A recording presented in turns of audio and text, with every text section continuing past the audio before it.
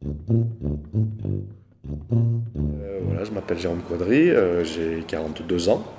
Je suis réalisateur, je travaille pour la vidéo et pour le cinéma. Et j'en fais mon métier et je suis un ancien phocéen. J'ai grandi pendant 25 ans à Fos-sur-Mer. Et voilà, et j'ai travaillé ici aussi au cinéma L'Odyssée à Fos-sur-Mer. Moi je viens d'un milieu ouvrier, donc ma famille, etc. Il n'y a personne qui vient du milieu du cinéma, du milieu culturel.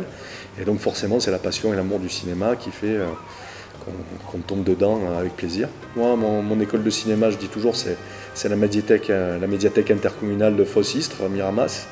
J'ai tous les bouquins qui traînaient sur le cinéma, toutes les VHS des films et tout. Espigoule, c'est mythique, c'est un film, c'est cultissime. Mais depuis, avant même qu'il sorte, déjà j'adorais. La première petite bande-annonce que Christian avait montrée, il avait diffusé en salle, en projection à Istres. Et c'était déjà fabuleux. Tout y était, il y avait déjà des scènes cultes, etc.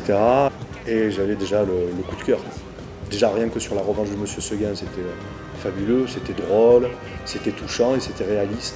C'était une Provence comme on a tous vu dans des petits bistrots, dans des petits centres de village, les Provençaux qu'on a vus qui existaient encore le siècle dernier et qu'on arrive encore à trouver encore aujourd'hui dans certains troquets. Et puis c'est ce regard tendre aussi qui porte sur la région et sur les habitants de la région. C'est un regard qui